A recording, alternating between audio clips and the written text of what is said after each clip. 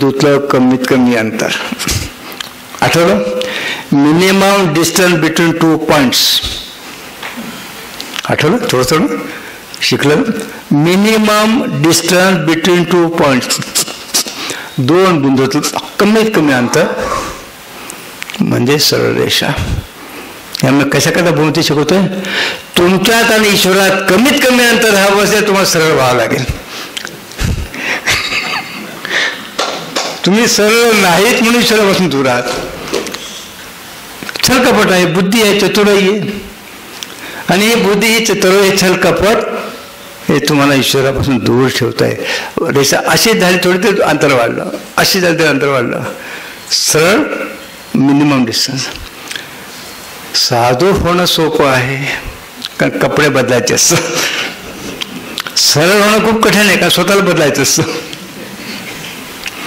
स्वतःला बदलायचं म्हणजे तयारी नसते. हे काय सांगतो आम्ही? तो शेतकरी आधी धान्य पाठवायचा हे आमच्या डोळ्याने पहिल्यांदा खेड्यात राहिलो. आज शेतकरी जेवढी लालच झालेली आहे, काही द्यायला तयारी म्हणून दुःखी झालेलं आहे. त्यावेळी देऊनही सुखी व्हायचा, आज न दिल्यामुळे दुःखी होत आहे. म्हणजे आमचं धर्मशास्त्र म्हणतं की पैसाही कमवायचा तर धर्माचा आधार राहावा. आणि मी प्रामाणिकपणे पैसा कमवला आहे म्हणून माझं धन शुद्ध आहे असं समजू नका.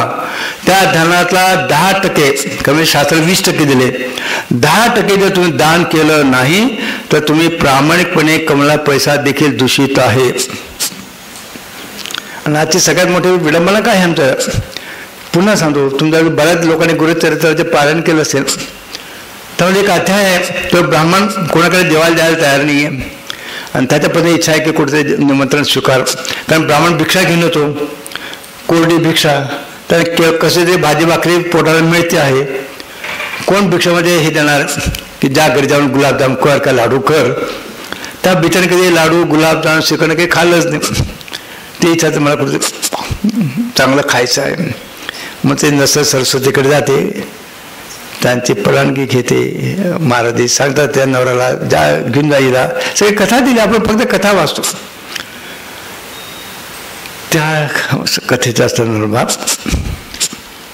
ज्यांनी खूप मेहनत करून 20 वर्ष अथांग मेहनत करून गुरुचरित्राची शुद्ध पोथी प्रयत्न केला, ते कामतांनी त्यांच्या प्रसंग एक वाक्य लिहिलेलं आहे या अध्यायाच्या संदर्भात की आजच्या तरुण पिढीला बाहेरच्या खाण्याचा चस्का लागलेला आहे. आणि हे विधान 60 वर्षापूर्वी केले त्यांनी, आज नाही. आजची काय परिस्थिती तुम्हाला माहिती? आजच्या मुली शनिवार रविवार मी स्वयंपाकाला पाऊल ठेवणार नाही, बाहेरून मागवणार फोन करून. तिथं दिले कामतांनी की आजच्या तरुण पिढीला 60 वर्ष बाहेरच्या खाण्याचं व्यसन लागलं, चस्का लागला. भोजन दूषित म्हणून रक्त दूषित, रक्त दूषित म्हणून वेळ दूषित, आणि वेळ दूषित म्हणून संतती दूषित. तुमच्या मुलांसाठी तुम्हाला रडायचे पाहिजे, याला मूर्खपणा तुमचा आहे. त्याला मुलांना दोष देता. तुम्ही बोलवलं त्या मुलाला, हे रस तुम्ही कधी समजून घेतलं नाही. बघा कुठल्या गीतेत म्हणतो, अर्जुन विचारतो, हे भगवान साधना करता करता माझे शरीर मध्येच सुटलं, साधना पुरी झाली नाही, ईश्वर प्राप्ती झाली नाही, तर पुढे माझी गती काय होईल? भगवान कुठे काय म्हणतात, योगिना शोचना श्रीमंता गे हे. तू अशा काळात जन्म घेशील की जिथं तुला पुढच्या साधनेला वाव आहे, संधी मिळेल. या श्लोकाचा अर्थ काय? या श्लोकाचा अर्थ आहे की गर्भाची निवड जीव करतो.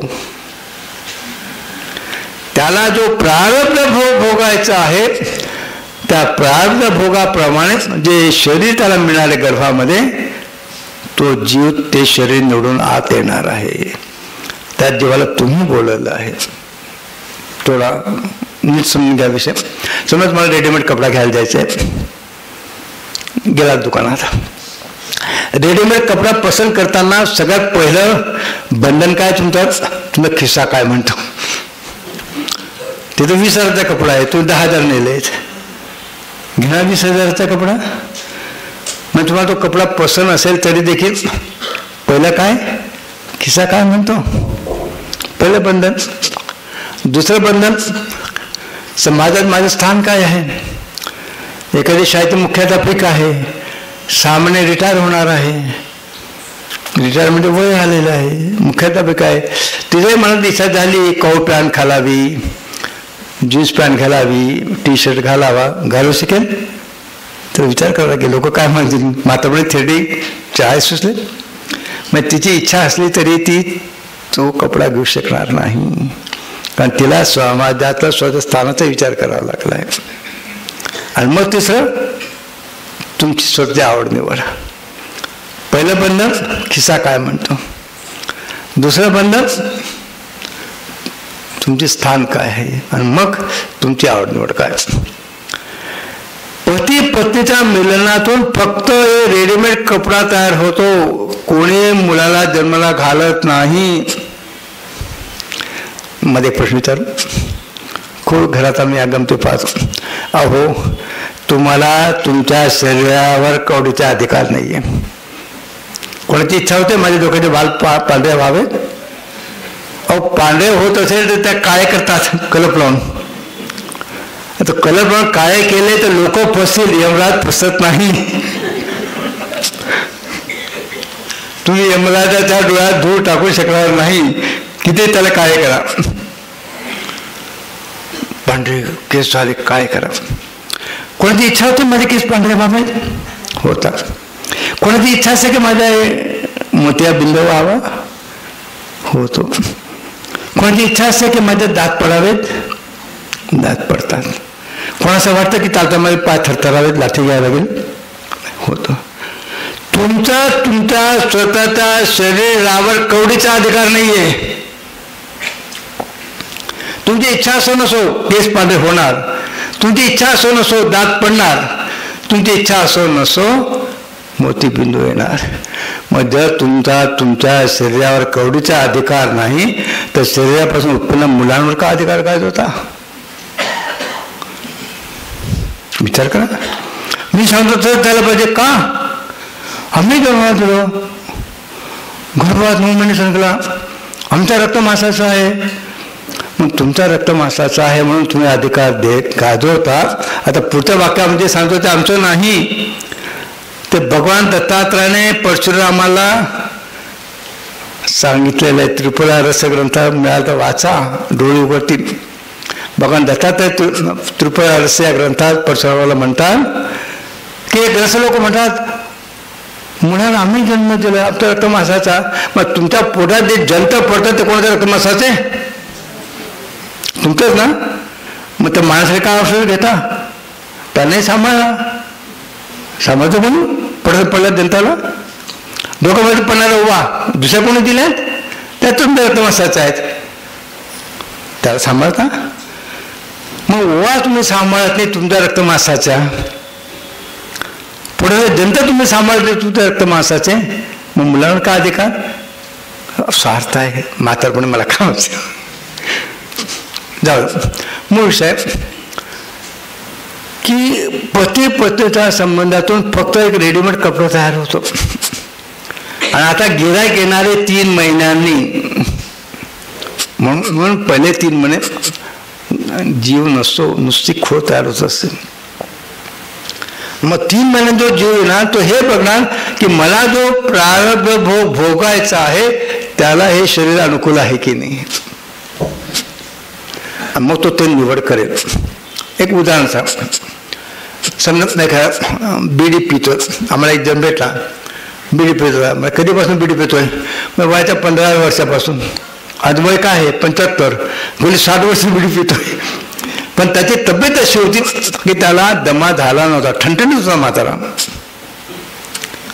गेला. पण त्याने ते 60 वर्षे बिडी पिल्यामुळे अस्थमाची तयारी करून ठेवलेली आहे. लक्षात काय सांगतोय, त्याने अस्थमाची तयारी करून ठेवली. या जन्मात त्याला अस्थमा झाला नाही, पण त्याला अस्थमा भोगावा लागणार आहे, दमा. मग तो कुठं जाईल, पती पत्नी संबंधातून अनुवंशिकरित्या ज्या गर्भामध्ये दमा आहे त्या गर्भाची तो निवड करेल.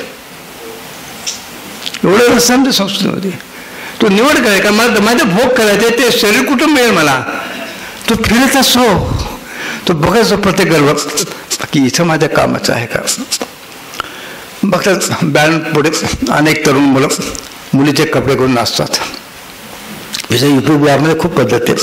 तो पुरुष आहे, तो स्त्रीचे कपडे घालून नाचतो आहे, पैसे कोणाचे देखायचे. अप्रत्यक्षरित्या त्याने हळूहळू तयारी करून घेतलेली आहे बृहन्नाला बनायची, हिजडा बनायची. या त्यामुळे तो शरीर पुरुष आहे, पण त्याचं जीवनभरचं वागणं, स्त्रीवेश, बोलणं, चालणं वगैरे स्त्रीत्वाकडे झुकतो आहे. मग तो पुढच्या जन्मात नपुंसक, तृतीयलिंगी बृहन्नाला होण्यासाठी तसा गर्भ शोधेल. म्हणजे गर्भधारणेनंतर तो जीव निवड करतो मला कोणत्या गर्भात जायचंय. तर तुमच्या मुलांमुळे जर तुम्हाला रडायची पाळी आली असेल तर मूर्खता तुमची आहे की तुम्ही असा खोळ तयार केली. कशी कोली खोळ? केळाच्या पाय कसून पडले, टपकनी, कुठं प्लॅनिंग नाही, आयोजन, पडलेच असते. परिणाम तुझ्या डोळ्यासमोर आहे. ते माता पिता इथं बसलेले काही नसले, भाग्यवान ज्यांना त्यांच्या मुलामुळे रडायची पाळी आली नाही. पैसे त्यांच्याकडे असो नसो, बँक बॅलन्स असो नसो, पण मुलांमुळे मुलीमुळे मानसिक मनस्ताप नाही, ते एवढे खरोखर भाग्यवान आहेत. आणि असे आता बोटावर मोजा इतके सापडणार आहे तुम्हाला चुका तुम्ही केलेल्या आहेत. कारण हिंदू होणं म्हणजे काय हे तुम्ही कधी समजून घेतलं नाही. पहिला होता धर्म. अर्थ, ज्या अर्थार्जनाला धर्माचा आधार नाही त्या अर्थार्जन दूषितच असणार. आणि मग स्वतः कमवलेल्या अर्थार्जनावर आपल्या कामनापूर्ती कलम आहे. धर्म अर्थ काम मोक्ष. काम म्हणजे नॉट ओनली सेक्स, काम वासनेचा सेक्सशी संबंध नाही. काम म्हणजे कोणती काम वासना, कोणती वासना, कोणती इच्छा. मला मोटरसायकल घ्यायची, बाप ठीक आहे उद्या चल घेऊन देतो, मूर्खपणा आहे. पटलं नाही तुम्हाला? कारण आता जर काय आम्हाला माहिती आहे, आम्ही काही आकाशात पडलो नाही, जमेत दोघं. पण आमचं धर्म शास्त्र काय म्हणतो, तू तुझा कमाव आणि मोटरसायकल घे, मी माझ्या पैशाला मोटरसायकल घेऊन देणार नाही. हे तर असं तर पुण्यामध्ये जे बिचारे मेले 2 जण बापाच्या पैशाने, मुलगा 12वीतला पार्टी करायला गेला, दारू प्याला आणि 2 करोडची गाडी घेऊन निघाला आणि 2 जण उडवले. का घडलं? धर्माचा आधार अर्थार्जन नव्हतं आणि स्वतःच्या अर्थार्जनावर कामना इच्छा पुरी करायचं तर दूरच राहिलं. बापाच्या पैसे मोठं कार. काय घडलं पुढे? तुम्ही ज्यावेळी तुमच्या मुलांना अनावश्यक सवलती देतात, त्या आमच्या संस्कृतीत बसत नाही. धर्माचा आधार अर्थार्जन, स्वतः केल्या अर्थार्जनावरच तुमच्या इच्छापूर्ती.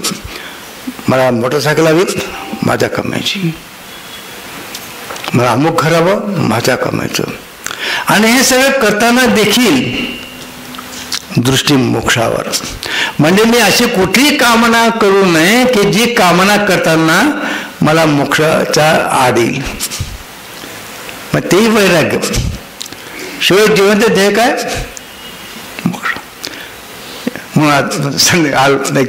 बदल आमच्या इथं घर, तिथं घर. मग ठीक आहे, इथं घर तिथं घर, चांगली गोष्ट आहे. पण आता वय झालंय तिथं घर बांधायची. यद्गत्वा न निवर्तन्ते तद्धाम परमम. जिथून जाऊन परत यायचे ते घर बांधायची वेळ झालेली आहे. धर्माचा आधारावर अर्थार्जन, स्वतःच्या अर्थार्जनावर आपल्या इच्छा पूर्तीसाठी धडपड. आणि ती करताना देखील वाहवत जायचं नाही. नदीमध्ये काही लोक पोहायला उतरतात आणि त्यांना पोहता येत नाही, ते पुरात वाहत, नदीच्या पुरात वाहत जाणं गोष्ट वेगळी आणि पोहणं वेगळं. वासनेच्या भरात वाहत जायचं नाहीये, त्यांनाही नियंत्रण ठेवायचं आहे. आणि मग आमच्या कुठल्याही इच्छापूर्ती ईश्वर प्राप्तीचा आडवा येऊ नये, बाधक बनू नये. दृष्टीमोक्षावर जर हे धर्म अर्थ काम मोक्ष सूत्र जर तुम्हाला माहिती नाही आणि तरी तुम्हाला स्वतःला हिंदू म्हणून घ्यायचं आहे. हिंदू म्हणणं म्हणजे काय? धर्म अर्थ काम मोक्ष पुरुषार्थ तुम्हाला जीवनात उतरवता आला पाहिजे. ती जीवनाची सार्थकता आहे. त्यासाठी मनुष्य जीवन आहे. आमच्या ऋषीजी मुनी कुठलीही गोष्ट उगाचच केलेली नाही, निरर्थक केली नाही. आम्हाला तुम्हाला प्रश्न विचारला की भगवान कृष्णाला मानणारं कोण आहे? तुम्ही सगळे बोटावरती कराल. आम्ही मानतो. कारण भगवान कृष्णाला मानणं सोपं आहे. हो, एक आणून ठेवला बाळकृष्ण, त्याला नैवेद्य दाखवला, पूजा केली, आरती केली, गंधा लावला, फुल व्हायला, हात धुले, झालं. कृष्णाला मानण्यासाठी स्वतःला काही बदलावं लागत नाही. कोणाचा फोटो ठेवा, बाळकृष्ण ठेवा, ठेवलं, पूजा केली. आम्ही कृष्णाला मानतो. कृष्णाला मानणं खूप सोपं आहे. आणि हिंदू धर्माचं लक्षण नाही आहे. कृष्णाचं सांगणं मानणं म्हणजे हिंदू धर्म आहे. तुम्ही कृष्णाला मानतात, कृष्णाचं सांगणं मानत नाही. जर कृष्णाचं सांगणं मानलं असतं तर हा देश कधी गुलामीत गेलाच असता. आम्ही शाळेत शिकवलं गेलं. तो गजनीचा मोहम्मद आला, त्या सोमनाथचं मंदिर तोडलं, लुटपाट केली, हे शाळेत शिकवलं गेलं. आम्ही ते खरं मानलं. हो, आता विश्वास म्हणतो गजनीचा मोहम्मद आला, मंदिर तोडलं. पण आता कळतं ते फक्त अर्ध सत्य होतं. गजनीच्या मोहम्मदाने सोमनाथ मंदिर तोडलं, लुटलं, हे फक्त शाळेत अर्ध सत्य शिकवलं गेलं. अर्ध सत्य हे आहे की आमच्या पूर्वजांनी तुटू दिलं. ज्या भूमीमध्ये, ज्या धर्तीवर भगवान कृष्णाची वाणी गुंजली, नैनम चिन्नते शस्त्राणी नैनम दहते पावका, त्या भूमीतील प्रजा सगळ्यात कायर आणि भ्याड आहे. मरणाला भिणारी सगळ्यात कायर आणि भ्याड प्रजा आमची हिंदूंची आहे. तर त्या सोमनाथच्या मंदिराच्या भोवती हातात शस्त्र न घेता देखील त्याकडे हिंदूंनी गोल चक्र उभे राहिले असते. आम्हाला मार, मग पुढे जा. तो गजरा माणूस किती नरपशाचा असू दे, किती राक्षसी वृत्तीचा असू दे, शेवटी तो माणूस होता. निरपराध नुसते उभ्या लोकांना मारून मारून तो कितपर्यंत गेला असता. कहाणी उभे राहिले तेव्हाचे लोक. आम्हाला मंदिर वाचवायचं आहे, आम्हाला मार मग पुढे जा. आता लाठी पण नको आहे, मार मग पुढे जा. कहाणी केलं. कृष्णाची वाणी कधी समजून घेतली नाही. नैनाम छंदंते शस्त्रांनी. आणि हे फक्त भारतात सांगितलं गेलंय, बाकीच्या लोकांना अर्थही माहिती नाही. नैनाम छंदते शस्त्रांनी नैनाम दहते पावका. हे जर आमच्या जीवनात उतरलं असतं तर हा देश कधी गुलाम झाला नसता. मानतो कृष्णाला, कृष्णाचं सांगणं मानत नाही. कृष्णाचं सांगणं मानणं म्हणजे काय? 18 अध्यायात कुशी गोरक्ष शब्द आहे, गोपालन शब्द नाही. एक एक शब्द मोजून मापून नाही. गोरक्ष म्हणजे काय? गोपालन शब्द असं, गाय पाळली, चारा खाऊ घातला, दूध देते, सांभाळली, दूध देते, विकून टाकली. हे कृष्णाला अपेक्षित नाही. कृष्ण काय म्हणतो? कृषी गोरक्ष म्हणजे गाय दूध दो की नको दो, वय काही असो, भाकड असो, तिची रक्षा करायची हा वैश्य धर्म होता. एक एक शब्द तोडून मापून मापले. गोरक्ष. कृष्णाचा आणखीन एक शब्द आहे गीतेमध्ये. कृष्ण म्हणतो, शेवटला विषय आवश्यक त्या वेळात सांगायचा प्रयत्न करतो. 3ऱ्या अध्यायामध्ये कृष्ण म्हणतो, मी जी सृष्टीची उत्पत्ती केली त्यावेळी मला काही चिंता नव्हती, पशु पक्षी झाडं वगैरे वगैरे. पण ज्यावेळी मी मनुष्य सृष्टीला जन्माला घातलं, तर मनुष्य सृष्टीला कसं जन्माला घातलं? 3रा अध्यायात काय म्हणतो बघा कृष्ण? सहयज्ञा प्रजा सृष्टवा. की मी मनुष्य सृष्टीला यज्ञ संस्कृती सह पाठवलं पृथ्वीवर. आधी नव्हतं पाठवलं, इतर वेळी नव्हतं पाठवलं. झाडं पशु पक्षी गरज नव्हती. पण मनुष्याला पाठवताना भगवान कृष्णाने काय केलं? त्या परमात्म्याने काय केलं? सह यज्ञा प्रजा सृष्ट्वा, मी यज्ञ संस्कृती सह पाठवलं. आता यज्ञ म्हणजे नेमकं काय आहे जर तुम्हाला विचारलं सांगता येईल? कारण तुम्हाला एकच यज्ञ माहिती आहे. कुंडी केली, स्वाहा म्हटलं, अवती टाकली की संपलं. कृष्णा हा यज्ञ अपेक्षित आहे नाही. तुम्हाला माहिती आहे की गीतेमध्ये यज्ञ शब्द 44 वेळा आले. एक दोनदा नाही. कृष्णाचा सगळ्यात आवडता शब्द आहे. कुठला शब्द इतका रिपिटेशन नाही आहे. फक्त यज्ञ शब्द 1-2 वेळा नाही, 44 वेळा आहे. आणि प्रत्येक ग्रंथ यज्ञाचा अर्थ वेगळा आहे. गंमत ही की प्रत्येक जण आणखीन वेगळा अर्थ आहे. आमच्या संस्कृतीत बाकीचे 44 त्यांचे सगळे पुढे एकत्र येतात. 5 पंचमहायज्ञ सांगितले होते. पंचमहायज्ञ, ब्रह्मयज्ञ. ब्रह्मयज्ञ म्हणजे आपल्या धर्माचे, आपले धर्मग्रंथ आपल्या घरात असले पाहिजेत, आपण ते अभ्यासले पाहिजेत आणि आपल्या मुलांना शिकवलं पाहिजे. तुमच्या सगळ्यांच्या घरात TV आहे. किती जणांच्या घरामध्ये गीता ज्ञानेश्वरी आहे? मुश्किल आहे. स्वामी असे प्रश्न विचारू नका, पंचायत द्यायची. तुमच्या घरात तुमचे धर्मग्रंथ असले पाहिजे, त्याचे तुम्हाला अध्ययन करायचं आहे आणि आपल्या मुलांना अध्ययन करायला लावायचे. हा ब्रह्मयज्ञ किती घरात होतो? दुसरा यज्ञ देवता यज्ञ माहिती आहे तुम्हाला. स्वाहा नवरात्रात वास्तुशांती होत राहतो, तेव्हा त्या काय फार बोलायची गरज नाही. तिसरा यज्ञ पितृयज्ञ. पितृयज्ञ म्हणजे काय? आईबाप हयात असताना त्यांची सेवा आणि त्यांचं शरीर सुटल्यावर पितृपक्षात श्राद्ध. अलीकडे जितकी क्षुद्र परिस्थिती आहे आमच्या धर्मशास्त्रामध्ये, कोणी मेल्यानंतर 10 दिवस सुतक पाळलं तर 10 दिवस, 10वं, 11वं, 12वं. आता तरुण पिढीला वेळ नाहीये. त्या आई बाबाने तोंडातला घात करून तुला भरवायला लाज नाही वाटत तुम्हाला? 5व्या दिवशी आठवून घ्या मला, ती वेळ नाही आहे मला.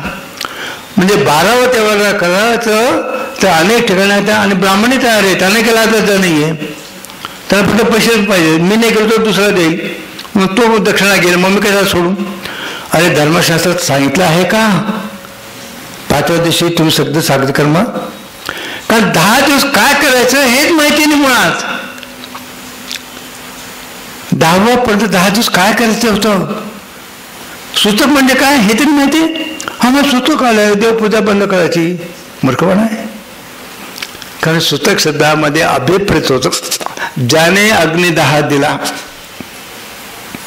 त्याला पुढचे कर्म करायचे.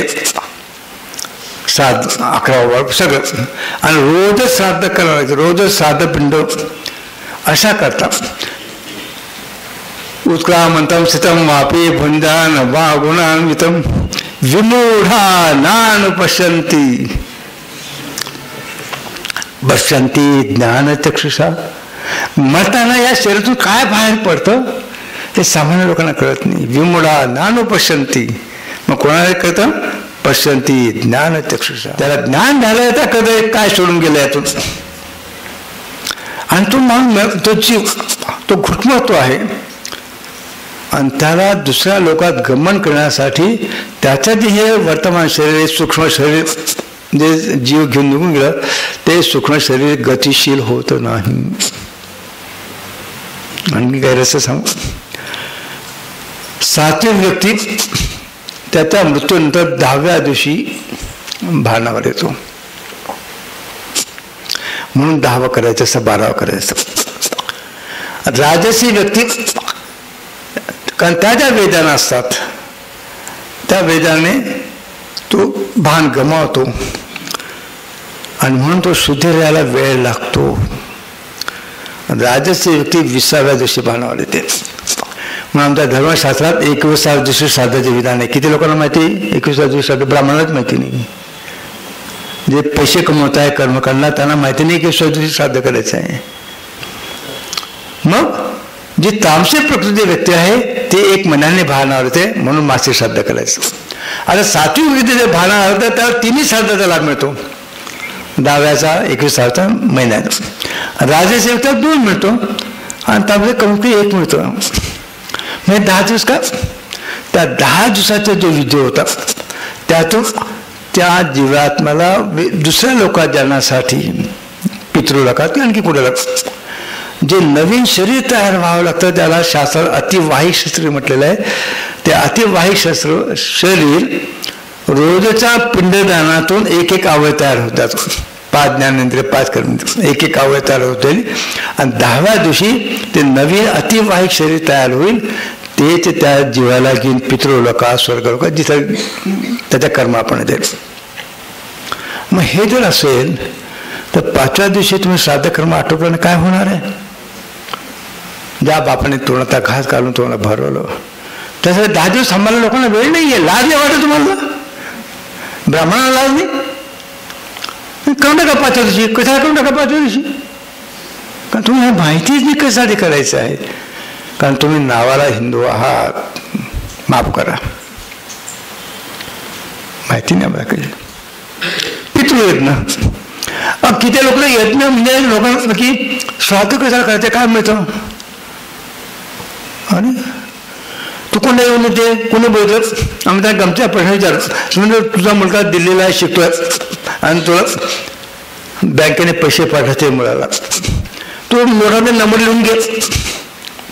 10,000 पाठवते, 500च्या 200च्या 100च्या नोटा लिहून घेतल्या, नंबर लिहून घे आणि मला पैसे मिळायला विचार.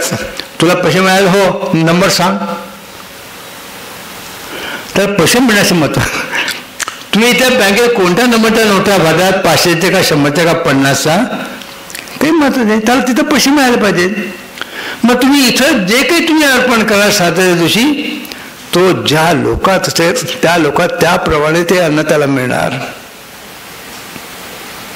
पशु नसेल पशुच्या अन्न देवणीचं मिळणार. मोठा विषय वेळ बसतं काल सांगायची ओढत आहे की ही परिस्थिती होती. मग अतिवाहिक शरीर व्हायला 10-12 दिवस आम्हाला माहिती हा पितृयज्ञ. आणि सांगेल कशी आहे बघा. आमच्याकडे 4 देव मानले गेलेत. मातृदेवो भव, पितृदेवो भव, आचार्य देवो भव, अतिथी देवो भव. म्हणजे 4 देव काय आहेत? मातृदेवो भव, पितृदेव हे ते पितृ यज्ञाशी जोडलेले शब्द आहेत ना. किती कडे त्यांना पितृयज्ञ होतो.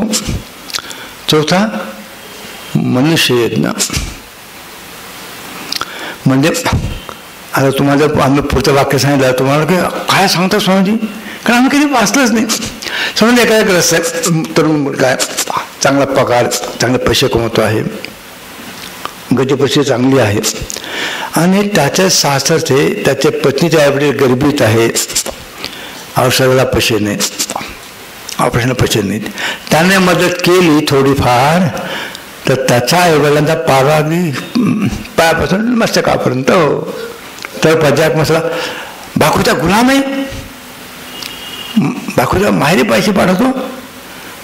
पण तुम्हाला हे माहिती हे धर्मशास्त्रात दिलेलं आहे की तुमचे कोणी नातेवाईक, आता नातेवाईक यादी ऐकून घ्या, जर आर्थिकरित्या कमजोर असेल आणि तुम्ही जर आर्थिकरित्या संपन्न असेल तर ते तुमचं ग्रस्थाश्रमाचं कर्तव्य आहे तुमच्या मामाला, तुमच्या मावशीला, तुमच्या काकाला, तुमच्या आत्याला आणि तुमच्या सासरच्या लोकांना मदत करणं. माहिती वाचलंच नाही. आणि हे देवी भागवतात दिलेले. देवी भागवतात हा श्लोक आहे की तुम्ही जर आर्थिकरित्या संपन्न असाल आणि हे जर नातेवाईक तुमचे अडचणीत असेल, कोण कोण?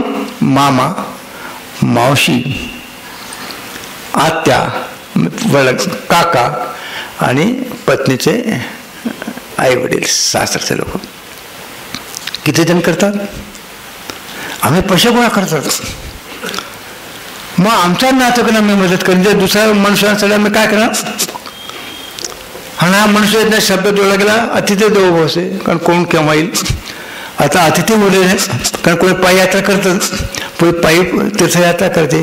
आता अतिथी म्हणजे ज्याची तिथी नाही असा अचानक येणार एकच अतिथी आहे तो म्हणजे यमराज. बाकी भीक मागायला देखील सुरते चांद गिराण ते मागायला येतात, ठराविक जे एकादशी बघून येतात ते अतिथी नाही आहेत. रस्त्याने चालताना भूक लागली. आम्ही पायी यात्रा केली, भारतभर फिरलो पायी. बघा कुठे कधी भुके राहिलो नाहीत. अतिथी देवो आमच्या संस्कारात आहे. आणि पाचवा भूत येत ना. आता मध्ये एक प्रश्न विचारला, कारण आम्ही ज्यांच्याकडे उतरवतो त्या मुलांना विचारलं, मग अशी कल्पना करून बघा, तुमच्याजवळ एक प्राणी आणून ठेवलं, ज्या प्राण्याबद्दल तुम्हाला काही माहिती नाही, कधी पाहिला नाही, गुगलमध्ये सर्च केला तरी सापडत नाही, कुठं त्याच्याबद्दल वाचायला मिळालं नाही, ऐकायला मिळालं नाही, असा एक प्राणी आणून ठेवला. आणि तुम्हाला 2 प्रश्न विचारले की हा प्राणी पिल्लांना जन्म देतो का अंडी देतो? नाही उत्तर देता येणार. तुम्ही प्राणी कधी बघितलाच नाही, कसं उत्तर देणार स्वामीजी? तो मांसाहारी आहे का शाकाहारी? कसं सांगणार? तो खाताना दिसला तर सांग, नुसतं बघून कसं सांगणार? नाही ना सांगता येणार. आता गंमत बघ, अंडी तेच प्राणी देतात ज्यांचे कान बाहेर दिसत नाही. ज्यांचे कान बाहेर दिसतात ते पिलांना जन्म देतात. माणूस तो गाय घोडा जे काय असेल ते. पक्षी, साप, मासे कान दिसत नाही. ज्यांचे कान बाहेर दिसत नाही ते अंडे देतात. त्याची पुढची गंमत, ज्यांचे डोळे बरोबर गोल आहेत ते मांसाहारी आहेत. तो उंदीर असो, बेडूक असो, कुत्रा असो, मांजर असो, वाघ असो, कोणी बघा, ज्याचे डोळे गोल असतात तो मांसाहारी प्राणी आहे. ज्याचे डोळे लांबट आहे, घोडा, गाय, बैल. अरे तुमच्याबद्दल तुम्ही घरी जाऊन असा बघा, त्याला मी काय बोलत नाही, त्याचं आम्ही काही कोणाला कॉमेंट करत नाही. घरी जाऊन असं बघून घ्या. ज्याचे डोळे लांबट आहेत तो शाकाहारी प्राणी आहे. आणि तरी तुम्ही मांसाहार करत असाल तर ईश्वरी आज्ञेच्या विरुद्ध आहे. तर त्याची परिस्थिती काय तुम्हाला माहिती आहे? 2 छोट्या गोष्टी सांगून विषय संपवतो. एका राजानं एका ऋषीला म्हटलं की ऋषीवर माझ्या राज्यात या. ऋषी म्हणा की नको बाबा, मला नाही यायचं. का महाराज, का नकार देतात? तर राजा पुढे म्हणतो, उपनिषदमध्ये एक कथा आहे की माझ्या राज्यात वेळेवर पाऊस पडतो. हा विषय त्यांचा आहे, त्यांना विचारा कुठल्या उपनिषदमध्ये. आम्ही कुठली संगमत, आम्ही आजपर्यंत कुठे उपनिषद वाचलंच नाहीये. आम्ही उपनिषद गोष्टी सांगतो, वाचतं काहीच नाही. माझ्या राज्यात वेळेवर पाऊस पडतो, जेव्हा पाहिजे तेव्हाच पडतो, जितका पाहिजे तितकाच पडतो, ना कमी ना जास्ती. आज काय परिस्थिती? वाटेल तेव्हा पूर येत आहेत. गरज नाही आता पाऊस पडला. मला आजच फोन आला आमच्याकडे, काल राजस्थानहून फोन आला, जे पावसाळ्यात पाऊस होते ते पाऊस पडतोय. आज काल राजस्थानहून फोन आला मला, स्वामी इथं पाऊस पडतोय का? माझ्या राज्यात वेळेवर पाऊस पडतो, जेव्हा पाहिजे तेव्हाच पडतो आणि जितका पाहिजे तितकाच पडतो. म्हणून माझ्या राज्यात अवर्षण नाही, माझ्या राज्यामध्ये अतिवृष्टी नाही, पुराने नुकसान होत नाही आणि पाऊस न पडल्यावर कोणी भुकेही मरत नाही, अन्नदानाने. कसं साधलं असेल? हिंदू संस्कृती, धर्माचरण. दुसरी कथा आहे, एक ब्राह्मण बालक गुरुकुलमध्ये आहे. गुरुवान त्याला संविधा घ्यायला पाठवलेला आहे. तो संविधा मिळाला तर उशीर होतो. त्याला बघून त्याचा एक मित्र त्याला चिडवण्यासाठी म्हणतो, अरे अरे तुला किती उशीर झाला, आता तुझा गावाहून एक माणूस आला होता निरोप घेऊन, तुला घरी बोलवलंय. मला घरी बोलवलं? तुझ्या घरी तुझ्या लहान भावाचा मृत्यू झालेला आहे, तुझ्या आईवडील एक जण पाठवला की तू घरी ये पटकन. काय सांगितलं? तुझ्या लहान भावाचा मृत्यू झालाय, तुला घरी बोलवलं आहे, आता ते माणूस सांगून गेला. तो ब्राह्मण बालक हसून म्हणतो, तो खोटं बोलतोयस, तो खोटं बोलतोय. आमच्या घरात अनेक पिढ्यांपासून ग्रस्त धर्माचे पालन केलेलं आहे, आजपर्यंत आमच्या घरात अपमृत्यू झालेला नाही. तो खोटं बोलतोयस. कधी आमच्या घरात अपमृत्यू झालेला नाही, लहान बालक गेलं नाही, तरुण मुलगा गेला नाही, योग्य वेळी योग्य व्यक्ती गेलेली आहे. आज कोणाला सांगता येईल? असं कुठं घर आहे की जिथे अपमृत्यू नाही? जन्माला आलेले बालक गेलेले आहेत, महिन्यात 2 महिन्याचे झालं गेले असतील, वर्षात झालं गेले असतील, तरुणपणात अक्षरात गेला असेल, 5 वर्षाचा 8चा गेला असेल, 20-24 वर्षाचा गेला असेल. प्रत्येक घराची कहाणी. तो बालक म्हणतोय की मी आमच्या घरात गृहस्थ धर्माचं तंतोतंत पालन केलं गेलं आहे. अनेक पिढ्यांपासून आमच्या घरात अपमृत्यू संभव नाही. हे तुमच्यापैकी किती जण म्हणू शकाल? नाही म्हणता येईल. कारण काय, आणि गृहस्थ धर्म म्हणजे काय? माफ करा, तुम्ही सगळे गृह रक्षक आहेत, यू आर होमगार्ड, गृहस्थ नाही. कारण गृहस्थ धर्म पालन म्हणजे काय हे तुम्हाला माहिती नाही. तुम्ही बघा घराची रक्षा करताय, गृह रक्षक आहात, होमगार्ड आहात, गृहस्थ नाही तुम्ही. कारण गृहस्थ धर्म म्हणजे हे 5: ब्रह्मयज्ञ, देवता यज्ञ, पितृयज्ञ, मनुष्ययज्ञ, भूतयज्ञ. त्या भूतयज्ञाचं पालन झालं तर आज जो समाजामध्ये जगात सगळीकडे प्रश्न उद्भवला आहे पर्यावरणाचा, तो प्रश्न उद्भवला नसता. भूतयज्ञाचं पालन झालं. भूतयज्ञ सगळे पशु पक्षी मानव वृक्षवल्ली आमास वगैरे, तो करा बापुरता म्हणण्यापुरता आहे. वृक्षवल्ली आमास वगैरे तुम्ही काय करताय? जर भूतयज्ञाचं पालन झालं असं तर जगात कुठेही पर्यावरणाचा प्रश्न उद्भवला नसता. ही आमची संस्कृती. भगवान कृष्ण म्हणतात सहयज्ञ प्रजा सृष्टा. हे पंचमहायज्ञ कधी समजून घेतलेत. आणखी बऱ्याचशा गोष्टी होते. दिलेली वेळ संपली आहे. हरि ओम तत्सत.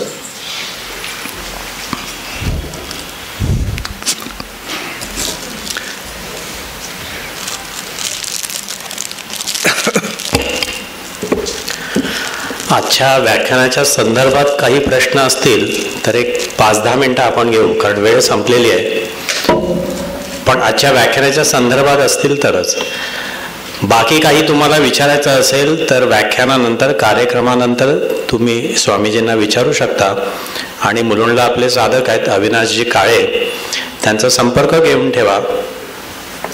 अधिक माहितीसाठी तो तुम्हाला उपयोगी पडेल.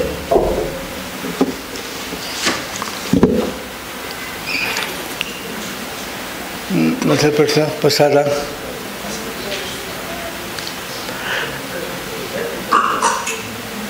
मला वाटतं मी आभार प्रदर्शन करावं आणि मग पसायदान म्हणून आपण, कोणाला आहे का प्रश्न, काही शंका? हा विचार.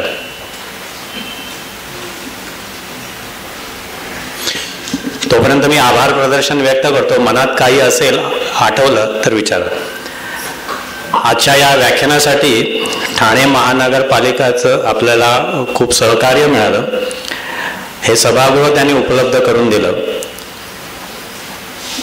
तसंच अधिकारी आणि कर्मचारी वर्ग यांनी आपल्याला सहाय्य केलं, मी त्यांचे आभार मानतो. ध्वनिक्षेपक व्यवस्था, व्हिडिओ आणि फोटोग्राफी आपलीच सर्व मंडळी आहेत, त्यांचेही आभार मानतो. बाहेर पाण्याची व्यवस्था केलेली आहे, त्यांचेही आभार मानतो. आणि या व्याख्यानासाठी वर्तमानपत्रात 8 वर्तमानपत्रातनं आपल्या वार्ताहरांनी या बातमीला उजाळा दिला, त्यामुळे त्यांचेही मी आभार मानतो. आणि काही राहून गेलं असेल, कळत काही लोकांनी आपल्याला सहकार्य केलं, त्यांचेही मी आभार मानतो. काही प्रश्न असतील तर विचारा, नाहीतर पसायदान आपण सामूहिकपणे म्हणणार आहोत आणि मग कार्यक्रम संपेल. कार्यक्रम संपल्यानंतर स्वामीजीच्या मी आधीच सूचना दिली होती की दर्शन घेताना गर्दी करू नये, घाई करू नये, दुरून अंतर स्पर्श न करता दर्शन घ्यावं. रांग लावली तर अधिक उत्तम.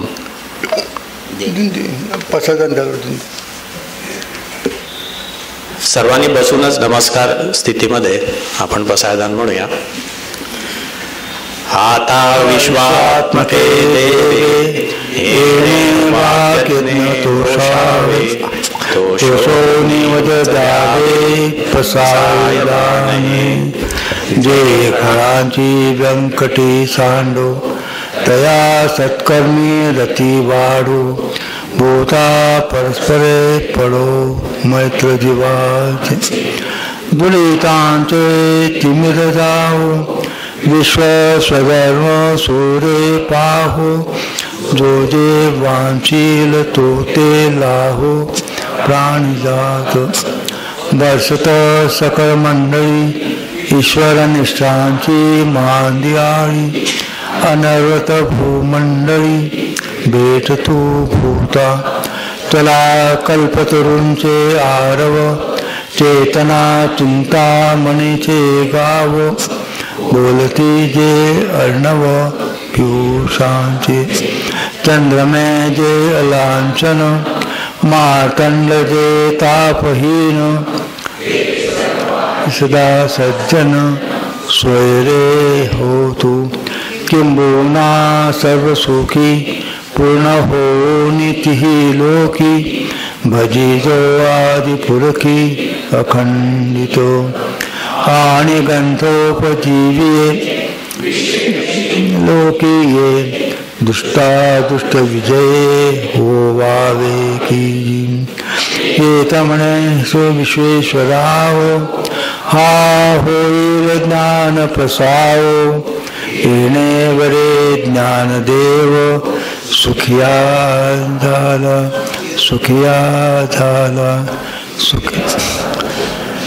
काही कठोर बोलला गेला असेल, कोणाचं मन दुखतं असेल, कारण ते लोक आता खूप सेन्सिटिव्ह झालेले आहेत. कठोर काही शब्द निघाले असेल, गरज होती कान उघडणी करण्याची, तरी कोणाला काही खटकलं असेल तर कृपया क्षमस्व. हरिओम तत्सत. सर्वांनी प्रसाद घेऊनच घरी जायचं आहे. अलका त्यांना दे. यावेळेस छोटं अलका ते छोटं छोटं पुस्तक आहे त्या याच्या त्या तरुण पिढीला त्यांचं लग्न झालं किंवा व्हायचं त्या फ्री देण्यासाठी आहे. बघून घ्या.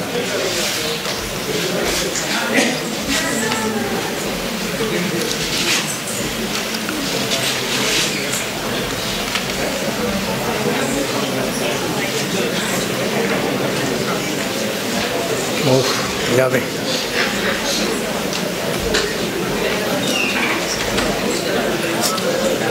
ठीक.